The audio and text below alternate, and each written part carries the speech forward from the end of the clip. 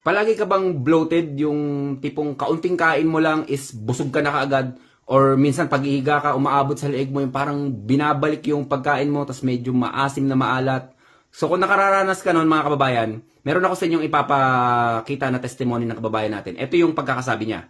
Ako din po, nung uminom ako ng lunas, nawala ang bloated ko at lumabas din yung mga plema, kulay green at malansa ang amoy. Okay, isipin mo yun ha, parang plema na kulay green na malansa yung amoy nasa loob ng bituka mo. No? Sobrang baho niyan. Isipin mo nasa loob na ng bituka mo yan. Nagkokos siya ng pagkakaroon ng mabahong bibig, no? Yung pananakit ng ulo kasi lason yan eh.